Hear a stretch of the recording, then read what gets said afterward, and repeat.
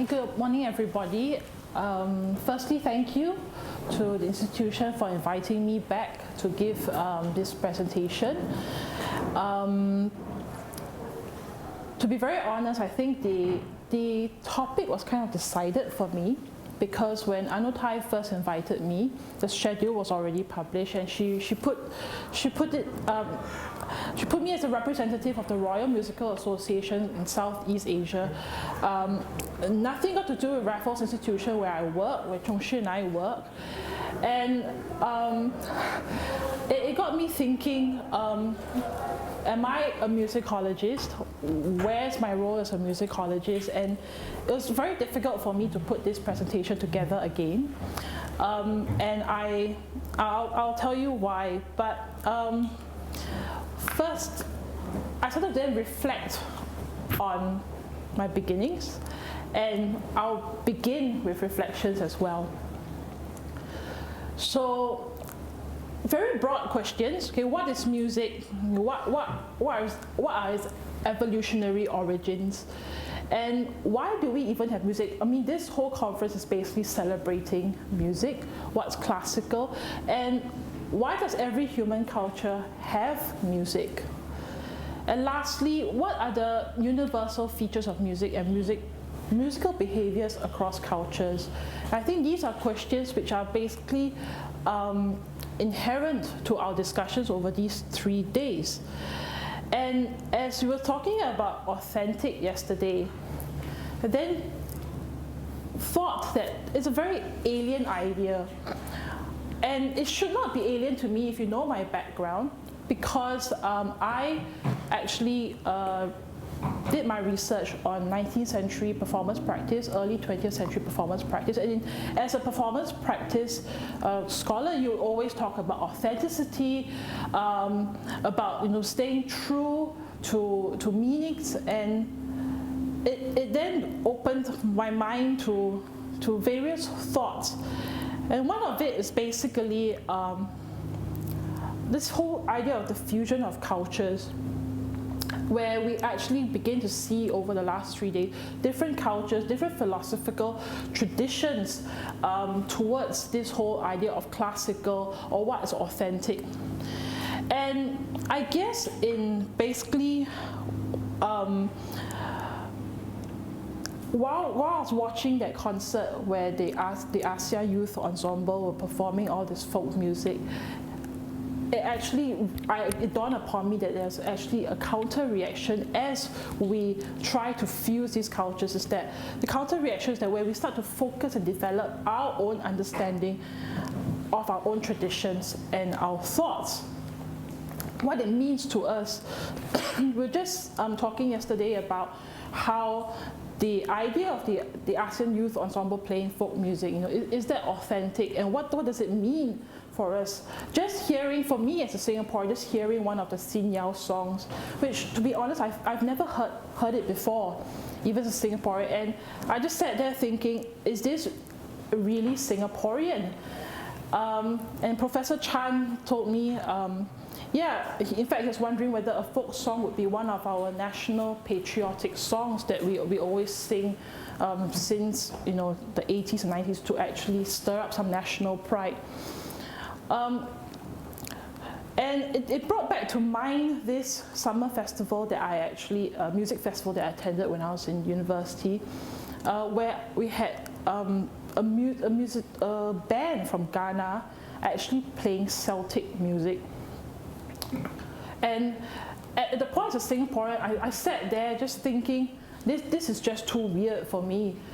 And what is the parallel we have in Singapore as an Asian? And coming to this conference, you realize it's actually not that different. So I guess with Westernization, we always think of modernization, and therefore that counter-reaction, as I said, is basically focusing on what is inherently ours, what is inherently our tradition. And then I thought of this word in German, Geschichte, which actually means history, but it's also the same word for story. And as a musicologist, you then think, what is the story here? What is actually history? And are they the same? And what's the relation between them? So, and these are actually questions I posed to my teachers when I entered university, just because coming from the A-levels, those of you who know that the A-levels system is actually extremely rigid. For my A-levels, I focused on 19th century romantic concertos. I did Bach harmony, classical harmony, romantic song harmony, very basic oral, basically listening tests and performance, and then being thrown into university, where all of a sudden you're exposed to the whole range of history, and you have got to take musicology modules. That's when I asked, what is it about musicology that is so valuable to us? And funnily enough, is that because I've always seen myself as a violinist, I started learning the violin at age 2.5. I never left the violin. And at 18 years old, you enter university thinking, yeah, I'm going to get a music degree, but I'm going to major in violin. And in my second year, I took on some modules in performance practice because it was more akin to violin. I could use my violin as part of my assessment. And then I realized, hang on, there's this whole world of musicology out there. And I kind of stumbled into performance practice, and then I ended up majoring in it, and it took me all the way through my 7 years in the UK. And hence, I think it was Peter, when 2 nights ago when you asked me whether I'm a musicologist, and I ended up giggling non-stop, and you asked me whether I'm embarrassed about it. Actually, it's not so much I'm embarrassed about it, and my colleague here said, no, it's because you don't like labels. And it's not about labels as well, it's because I'm still struggling to think, what does it mean to be a musicologist, especially in this Asian context? And so this whole history, basically, I sort of think about this because just last term, a student asked me, what is history exactly? What is music history? Is music history just studying this book, which he raised out our textbook and said, just need to learn things from the medieval ages to even to early 20th century, or even jazz, the evolution of jazz? Is that history? And actually, I told him that history is actually a study of change over time, which is, it takes on a narrative enterprise, and it has a beginning, a middle, and an end. But also, it can be a very static account of a particular zeitgeist. And how is that moment in time then defined? And he said, so basically you're telling a story. And I said, yes. So you have this narrative, but with the narrative you put yourself into it, and then it becomes kind of culturally defined. And of course, with any author, you would have some kind of artistic intervention as well. So it's not a question about whether the narrative is compelling or not, but basically this whole story is a question of identity. And in asking myself about my identity, especially after being told I hate the label of being a musicologist, again, I stumbled into things. I returned from the UK on 26th of December 2009. 27th of December 2009, I started work in Raffles Institution. And it was not just Raffles Institution, but Raffles Girls' School, the sister school of Raffles Institution, and La Salle College of the Arts, where it's a tertiary institution, but students focus more on practical side of things. And then I started teaching in Yong Siew Toh as well, the Young Artist Program. And you started to see a whole spectrum of the education scene. And this is 7 years after I've graduated from A-levels. And you realize the scene has changed. But along the way as well, I started to, still continued playing my violin in orchestra, and I ended up being some kind of an administrator as well for the orchestra. And from that, I also do a lot of administration in school. And then very recently, I started to manage an ensemble as well, contemporary music ensemble, which I'll talk about later. And then I thought about the word composer. Am I a composer? My colleague here can tell me I'm definitely not a composer in that sense. In fact, I'm a terrible composer. But I'm constantly composing articles. I write, and I have to compose. Last night a schedule, for example, a rehearsal schedule, out of many materials. And out of all this, I asked myself, where is this musicologist in me?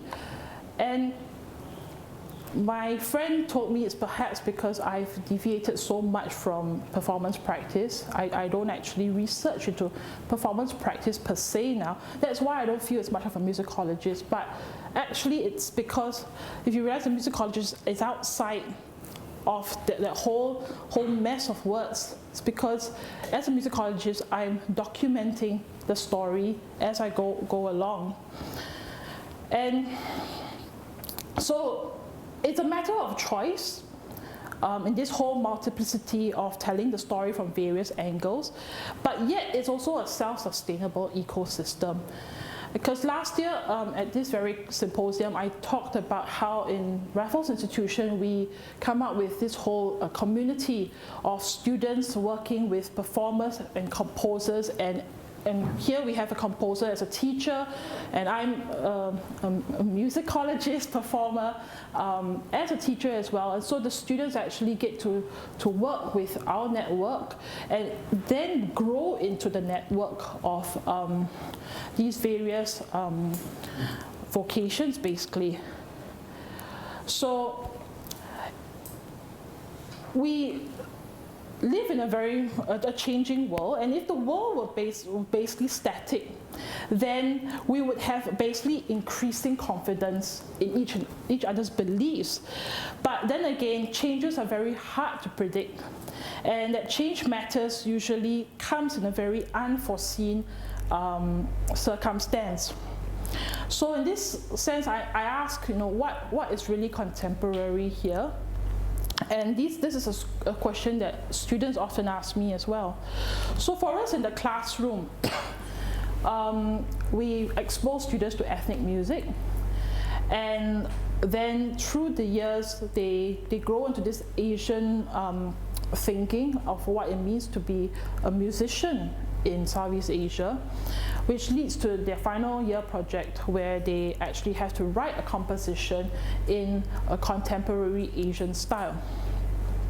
So it's in this way that we actually, it leads from performing through the contemporary repertoire to creating, to listening, and to musical understanding.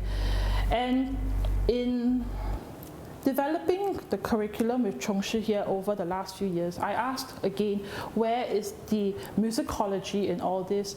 And often I found myself telling my boss, we have a very robust performance program where students perform contemporary music. They do premieres of Singaporean works and Southeast Asian works at age 13. So for example, they 13-year-olds last year started to play Stockhausen's Microphony. That would have been unheard of during my day. And then they started to create, they would listen, but then they would compose. So what happens to the idea of musicology when they actually write about it? And so how do we actually know that their musical understanding is sound? And then I realized that basically we're teaching what that cannot be taught. Because how do we represent the rich cultures of contemporary music while we acknowledge and deal with the cultural distance between us and our students, and between both of us and these cultures? So the observation basically obliges the practitioners, okay, to experience at a very bodily as well as a very intellectual level with the many vicissitudes of translation, because what is contemporary to us and what is authentic to us may not be the same for our very young students. And it also requires this whole, it's a big language learning and to some degree a very direct involvement in the culture in order to begin to converse about the experience. So in combining self-assessment, in combining pedagogy, which happens at the same time with evaluations, we are kind of like creating a synthesis of a life experience. And we will draw basically students to that level of collaboration in every level. Therefore, in Ensemble, we developed this Ensemble program where we have the director who's actually an artist, a practicing artist, a professional musician, who comes in to work with the ensembles, and they on their level also have to work with their own ensemble members and the audience. So the ensemble experience, I realized that there are basically two kinds. One is a realization ensemble where you hone your art in a technical sense. And the experience ensemble is where basically you're on ground zero. And everyone is experiencing the music and the culture at the same time. So, and this is like, the experience ensemble is exactly what we are going for in Raffles Institution. So we put every student on the same level, despite you having a piano diploma or grade 5 or 6 ABRSM. They all play, for example, at year 1, John Cage. Music they've never seen before, they have never experienced before. And often you get our youngest students saying to us, is this music? Especially if they're given a graphic score, they say, is this music? And the dialogues that come about between the artist, their tutor, and themselves is actually quite refreshing, because as we said, it's like seeing the world through a 13-year-old's eyes. And after a year or two of running this program, we started this logbook reflections where they actually have to write their experience down on a weekly basis. And it's not just about what they have learned or what they have experienced, but basically their interactions with each other and the tutor. And through this logbook, actually, it's almost like a diary where the students, quite surprisingly, have come up with very heartfelt reflections. And it's almost like they are not afraid to open up to that world, because some of them, and I don't deny it, they think of this as quite an absurd exercise, like why am I using newspaper to make music, for example, and to them it's so different from the world of their piano lessons or what their understanding of music is. And actually through these reflections, it's actually their stepping stone to musicology, where they are actually documenting the process. And some of them have actually also, they do contact their tutors outside the curriculum time to find out more about what the artist thinks about music, or even why this certain choice of piece, for example. And you can see that the interaction, because the tutors do share that feedback with us as well, it's actually creating this dialogue, and the students start to get into the world of the artist as well. And so at year 4, when it comes to choosing their own music, where they have to actually choose a repertoire to present with their ensemble, you can see that the ideas that flow between the students is very much like how they're going to curate a concert. And then they document that process as well, it's like how we came to choose this piece and why. It's very much like what what we would hope for musicology. And so after all these years, what I found in myself as well is that actually, I'm not a musicologist at all. Basically, I'm just like a medium where students just pass through me, or the orchestra comes to me for certain roles, and I just help to document in whatever way I can. But the other side of me as well, I did think I have left actually that musicologist training behind, and I can see how many of my peers have felt the same returning from overseas from music degree. And this idea actually came into my mind in 2007, where I realized having benefited a lot from the Royal Musical Association in the UK, attending their graduate student conferences, their study days, their annual conference, where you actually have that kind of intellectual exchanges. That was very much missing on that level in Singapore. And I think if students begin to see the network actually having that kind of exchange, it would actually help them in their musical understanding. And hence, in 2007, I walked into a Royal Musical Association meeting and I said, let's open a Southeast Asian chapter.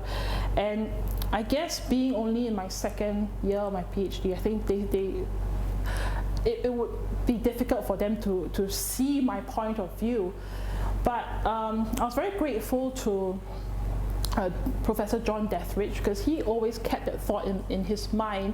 And finally, the opportunity presented itself last year when one of my very close mentors entered the RMA Council, and she knew my struggle as well returning to Asia, and many other of my peers as well. So we actually set up the Royal Musical Association Southeast Asian chapter, which presented its inaugural conference this year in April. Now, it was very inherent to me as well that in fact, the National Arts Council spoke to me at length about this, said, we can sponsor your conference, but it can't be a one-off thing. What plans do you have for this chapter? And it was never to be a one-off thing, because what I really hope to do is to actually create the exchange within the Southeast Asian network and construct basically a creative identity in the new Southeast Asian musicology. And in bringing the West to the East, no doubt some people saw it as colonization all over again. More so, out of convenience, held it in Raffles Institution, being an elite school. Many questions came up, but out of all this, it was very apparent to me that there was this a need for this exchange to take place in the region. And within this conference, we also had a composition academy, and this is where we had Chong Shi and Arotai actually mentoring young composers on different levels to work with the Asian Contemporary Ensemble led by a Singaporean, Mr. Wong Kah Chun, where you had different instruments from different ethnic groups, as well as Western instruments like the toy piano, for example. And students had to write for this ensemble and present their music. And again, it fit very well into this whole idea of the intercultural transfers in music. And I'll share with you some of the outcomes that we discovered. So, Professor Mark Everest from Southampton University, he's the president of the RMA, and he very kindly came down to Singapore to give the keynote and presented on who's West, who's East, even though his paper was still very much rooted in the 18th and 19th century. It brought about a very deep discussion about this whole dichotomy of the West and the East. And then Professor Dieter Mark as well came and also expounded on the topic. And out from this think tank session that we had, so we basically got performers, educators, composers, in fact music administrators were there as well to see what would they like this chapter to do for them. And what came out from it was actually interesting, because almost everyone talked about getting to know the region better. It was not so much about our own Singaporean tradition, but what is the Southeast Asian tradition? Why have a Southeast Asian chapter, and what does it stand for in the region? So this is just some of the discussions, the photos from the think tank, and as well as, so some of our students actually attended this conference, this one-day symposium, and he's actually a year 2 boy, and out of this think tank discussion, you can see as young as 14 years old, this boy actually asked about the identity. He asked about identity. He asked about what does a musicologist do, and then after quite nice, on a Monday when we returned to school, he actually came up to me and he said, he took his logbook and he said, "Aren't I already a musicologist?" And I said, "Yeah, you're a very, very young musicologist, and keep at that." So we're beginning to see the little roots take place in this, out of this activity. So this is Govin. Yeah. Okay, Govin, who's a tabla, Indian percussion player. So he's part of the Asian Contemporary Ensemble. And then you can see another one of the accordion, which then resulted, the conference ended with a concert presentation of all the pieces from the Composition Academy. Now, again, the National Arts Council then asked, why put the Composition Academy with the conference? Was it just a coincidence or out of convenience that both are, West and East? But again, it's about bringing the composers together with the musicologists, with educators, and bring everyone together. I don't think there should be any boundaries for that matter. And a very lively discussion actually emerged out of this. And what we actually have now is that within this network, there are Asian composers who are residing in London, for example, who actually want to help bring this Southeast Asian identity to the West now. So we're actually seeing this exchange go westwards now, while the RMA came to the East. So, but after this took place, one of my really good friends, who also was one of our tutors in Raffles, Christoph, who's one of the bassoonists for the Singapore Symphony Orchestra, he witnessed this, and he said there isn't a professional ensemble in Singapore that advocates Southeast Asian music. And by professional, he doesn't mean to belittle their efforts. But what is very interesting in Singapore is that you have many amateur orchestras that have emerged. So it's not just the SSO, but you have many conductors returning from their studies and forming their own amateur ensembles. So these are basically people like myself who have a day job, and then at night we go and rehearse. And last count, it was about 8 or 9 amateur orchestras now. So we're kind of like Tokyo, Japan, where they have like 7 or 8 professional orchestras, but we have 7 or 8 amateur orchestras. And he said, surely it's time that we have a professional outfit to advocate Southeast Asian music. And for me, I could see for him, it's all about playing the music. But for me, it's more of actually bringing the community together And so we set up the Southeastern Ensemble for today's and tomorrow's sounds. I understand the name is quite convoluted. It has a long story behind it. It took place over a hospital bed where poor Christophe was stung by a mosquito, and in his boredom, and I was accompanying him and visiting the hospital, we came up with this name. But I was quite adamant from the beginning that this should not just be an ensemble that plays Southeast Asian music or contemporary music for the matter, but it has to be a meeting point for composers, musicians, and musicologists. So the interest here actually lies into the research of and how we continually develop this identity of being Southeast Asian. So the emphasis of collaboration actually works that everyone is an equal.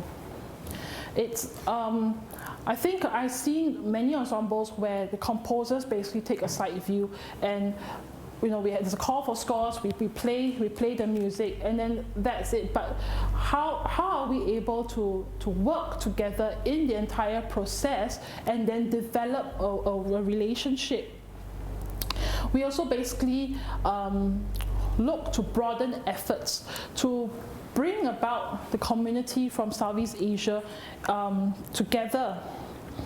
And I guess our concerts will not be just within the concert hall, but we're looking to actually bring this community out into the field.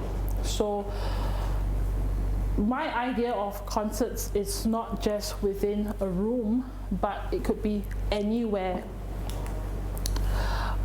So the Southeast sets basically, quite interestingly, is made up of half Singaporean and half basically expats or foreigners who've come to work in Singapore. We have a mix as well of, for example, Marietta, the violist, and Shane, Theo, the pianist, who have been working with our youth for possibly over 20 to nearly 20 plus years.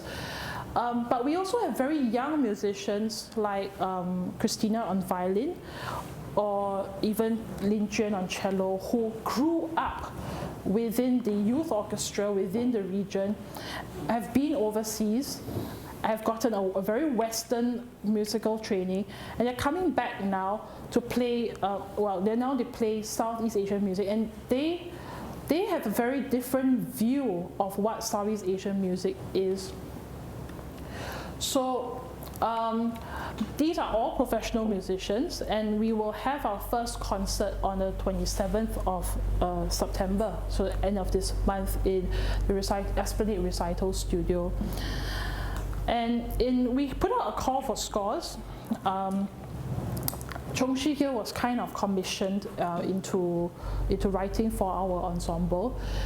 But in looking at the selection we have, we realized that actually in some way all these composers have actually a personal relationship with the ensemble in some form or another, whether we are friends or it was a student or even a colleague, for example. And so the community is actually really integrated. And my role, interestingly enough, I see myself not only as the manager of this ensemble, but also how am I as the manager then going to document this whole process? And I don't think I have an easy answer for it. 2 years ago, when we brought students to Darmstadt, was it last year?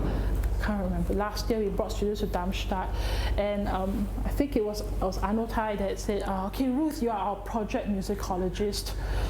And I said, what does that mean? So I deflected to Chong Shi, said, what does that mean? And he said, well, you document and you write this whole article on our musical experience in Darmstadt. And I struggle, and I admit that till today I have not written a single word, because where does the experience begin? where does this experience end? And I don't think there's a beginning and an end to it. It's constantly evolving. And if I want to ask myself, where did I start with all this? Actually, I don't know either, because it could have been in my musical training as a child, but as I said, I stumbled back into this community when I returned from the UK, and quite honestly, I don't know how it all started. So it just evolved out of me. And so the conclusion is basically, how do we then foster this curatorial practice that is itself radically creative, but questioning as well as we practice as artists. And I guess for us, music is a line within an infinitely expanding polyphony of cultural practices. And it's a particular emphasis on performance. It's because it's the object of study. It's also the object of musicology. But it's no longer basically a unitary thread which to everything ultimately adheres to, but it's a plurality of perspectives. And that is how we just find our coexistence within that community. And so with that, thank you, and I hope you enjoyed the presentation.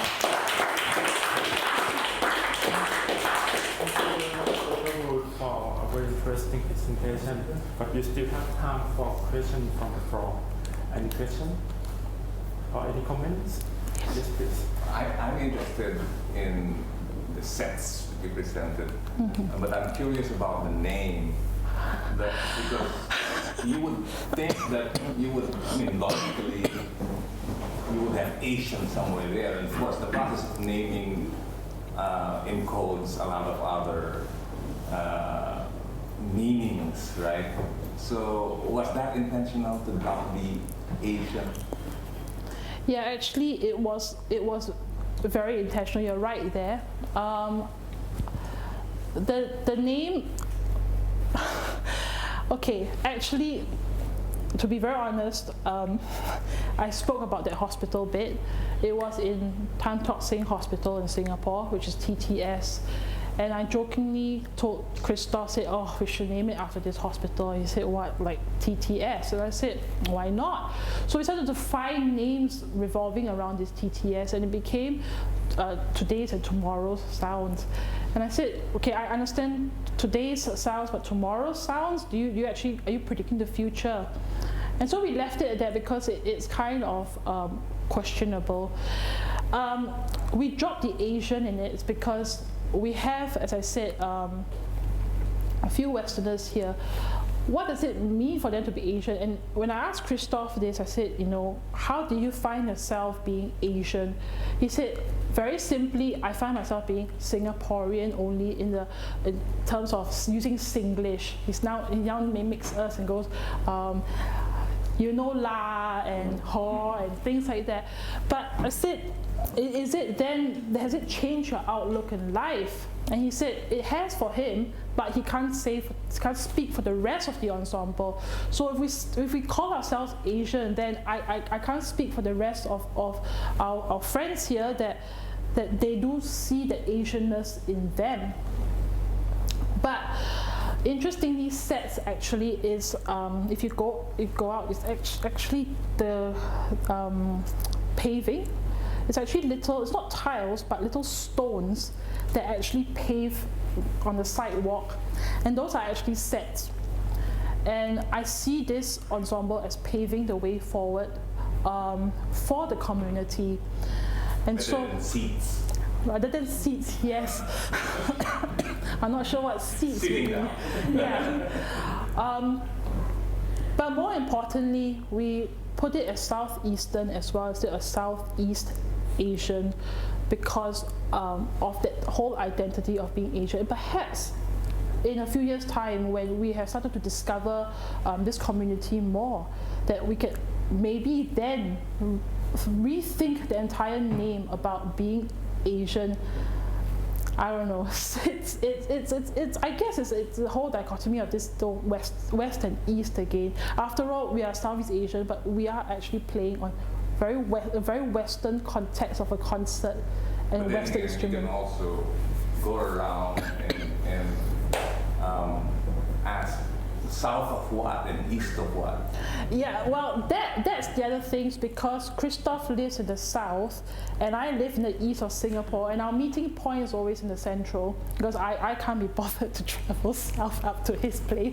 Neither can he be bothered to travel east, and our meeting point is always central, and therefore it's actually it's a personal joke inside, but beyond that, I would like to leave out the Asianness in this first until we discover it. Yes. Yeah, I have a question like in regarding the contemporary repertoire or anything that set is going forward to. What about the struggle in trying to keep traditional musical cultures going on, like in a way that if you want to preserve what is going on in traditional music and going forward, as in doing contemporary repertoire, how do you handle like both sides of the scale? I think at this point I have to ask again, what is our tradition? I see it in our region that tradition is very much alive in our neighboring countries. I think in Singapore we're still very much struggling with that word. Tradition can be very loosely or very basically just defined as, you know, our practices, but inherently what is that tradition in us? I'm not sure that we actually have an answer yet. But moving forward, it's actually not so much of preserving or conserving our heritage, but actually bringing together different ideas, different philosophies of the Southeast Asianness, and basically having this melting pot of thinking and the way of living the arts. Because I'm very sure that through this process, when we work with the composers, we are going to see basically a lot of cultural exchanges. In fact, just through working with Anotai, with Keong from Malaysia, Kaho, or even Michael Asmaran in Indonesia, where we did the ASEAN Contemporary Music Ensemble. Already the way of working, the way of presenting ideas across is very much different between all of us.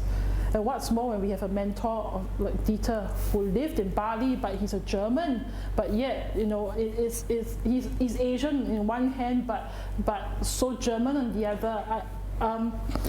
It's just very hard to reconcile all of that in it. But perhaps that is actually the way forward. You know, how do we then come to understand each other a lot better through such practices? So again, it comes back to the whole living again. I think that our idea is that we really do not want any categories, because I mean these are just hardware and tools, and it just so happened that they are playing a Western instrument. When you look at last night's concert, you can see the whole blurring of lines, right? I mean, so I think what is more important for us, especially I mean for the younger generation, and of course now with this age of new media, this whole blurring of lines is here to stay. And so instead of trying to define now and then defining us into isolation, I go with it and see what will come out of it. And I think that, yeah, of course the naming is one thing, but again, I don't know, words is very dangerous. We try not to get trapped in it. And again, also we try not to have any preconceived ideas of what this ensemble can do. Yeah. I mean, already by limiting it to playing Southeast Asian work, that is already in a way as far as we go in drawing lines. Yeah. Because it's like, where's the boundary of Southeast Asia, for example, right? Does it mean just ASEAN or? Yeah, I guess, like, I mean, Joshua said just now when he entered the school, he was head of music and then the head of the arts. So he basically implemented a lot of systems. What I found myself doing in this last 6 years, is that I have grown with it, and I basically live the path through, just like what we have done in school. Basically, everything's an experiment. Throwing Stockhausen, or even from, like, you know, in Philippines, Jonas, the composer, throwing music to them is basically experiment. And we've had very bad reactions. We've had students really protest to the dean and say, what is the point of all this? And can you imagine, our struggle here is that you live it, if you don't accept it, it's fine, but you need to understand the whole process of why we do these things. And yet we have students who accept it, you know, and they're able to just, you know, perform music like it's so natural to them, even though the ideas of the techniques are so alien to them as well. And even in managing an orchestra, I can't say I know where I'm going. And I mean, Chung-Shi would know my struggles, is that every day I'm met with different problems, whether it's from budget to scheduling to even collaborating with a dancer, for example, with very different ideas of what a concert can be. And you just basically live it through and see what comes out of it. When I started managing the Philharmonic Orchestra in 2011, quite honestly, it was almost like a lost cause for me when they first handed it over to me. And to make it grow in this age where concerts are so, you know, of abundance in Singapore, how do you sustain this orchestra? What's its identity? And again, I don't need an identity for this ensemble, and rather to just let it grow and see what this outcome is. It may be, I don't know, it may be a complete failure, maybe just another ensemble that plays Southeast Asian music, or it could be something very, very different. Sorry, Yes. don't you want to have some influence on that? I mean, the sense, it's great that we always have to be open about what something can evolve into, but I think we also have objectives. Yeah. So, and I would think that, for instance, given the first program, listing was, you have, you know, I don't know all these composers, but some are still students now. Yeah, well. So younger composers, and then Chung-Shi's, of course, established and whatnot. Yeah, the Vietnamese composers also, he's in his 70s. So we kind of have a mix. Of course, there's the influence of programming, of the whole, what we put out there as well. But I think, as I said, we are open. If, you know, I'm not saying that we only work with young composers. Obviously, education is one part of our work here, and to help pair up, you know, more senior composers with the younger composers in the mentoring process. That is very important to me.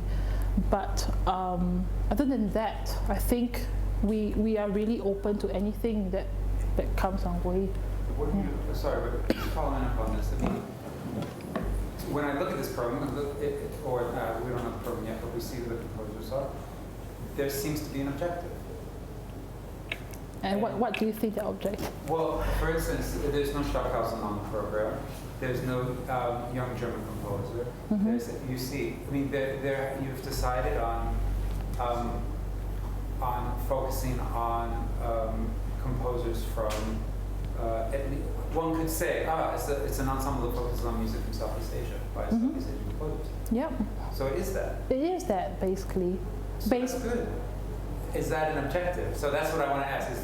Is this an objective? Is this kind of a space and a platform for Southeast Asian composers to have to share their work, essentially also create a dialogue with the public but also with the other composers involved and the musicians involved, and the potential of a project spring out of that and whatnot. Yeah, it's exactly that, where we have musicians residing in Southeast Asia, working with Southeast Asian composers, and the boundaries are actually Southeast Asian composers, but we are not discounting that the possibility of having pieces by Western composers that are influenced by Southeast Asian traditions.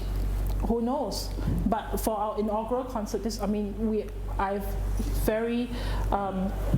decided basically to focus just on Southeast Asian composers, pairing up the mix of the more senior composers with the younger generation. In fact, as you rightly point out, some are still actually students, and I guess the need for that voice in Southeast Asia is quite important. What you described just then, you actually hinted at another objective, and you mentioned Southeast Asian ideas.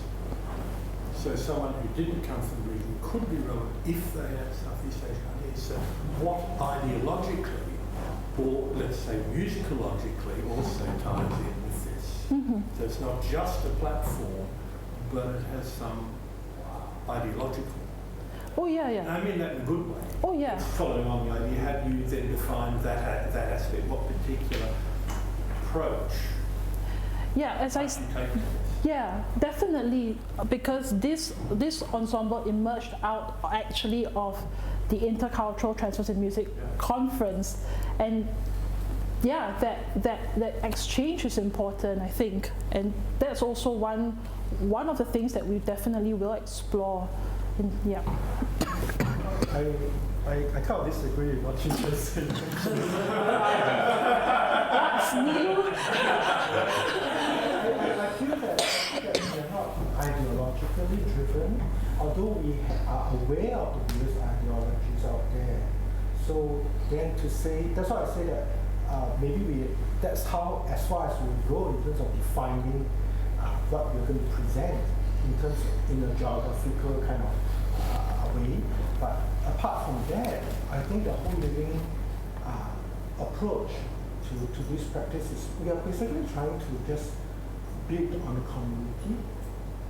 Yeah, I mean, of course, within this place and location, but we have really no idea what is Southeast Asian ideas from the West.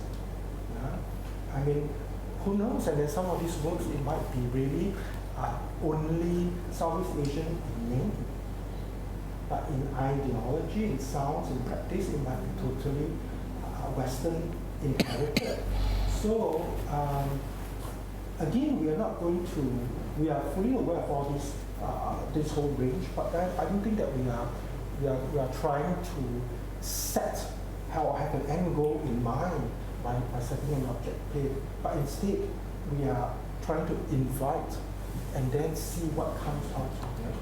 And in that process, that's why I think we keep saying that it's a process of discovery. In the process, maybe we start to find out what comes out of, what can come out of it, what comes out of, I mean, like for example, last night's concert, I mean, is that Southeast Asian?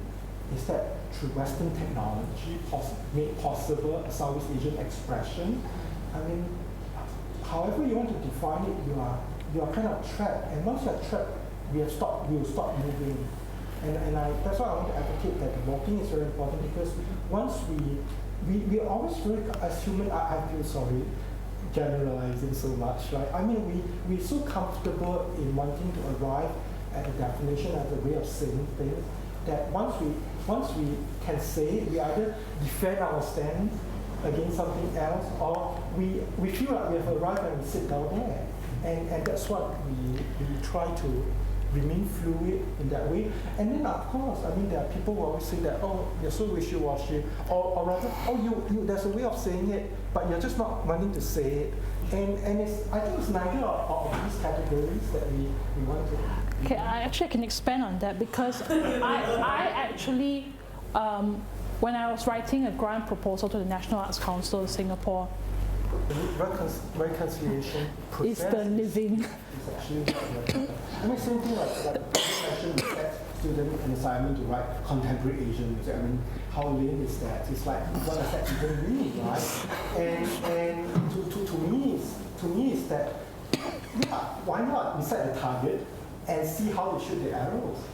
And sure enough, some of them will react in this way, that way, and there's myriad of ways, and that in itself is very interesting. But I agree that if we set a certain target like that, I think it's a useful thing, but then we ourselves need to be aware deeply that that is just a makeshift prop for the moment, and then we shall not be fixated on it, and we shall not formalize it too much. Does it make us very irresponsible? I think maybe to the administrators sometimes they feel that, yeah, you are not claiming any responsibility or on what you commit to. What are you committing to? I mean, those are the kind of questions that. Yeah, I mean, very honestly, the Arts Council actually said you're taking Singapore Symphony Orchestra musicians and you're playing Southeast Asian music. Are you then accusing the Symphony Orchestra of not advocating Southeast Asian music? So it gets political. Yeah. Yeah. But it's fine. Yeah. It's fine. I think that all these struggles that we are hearing, not just in Singapore but in other countries, I think that is the whole exciting part of this region.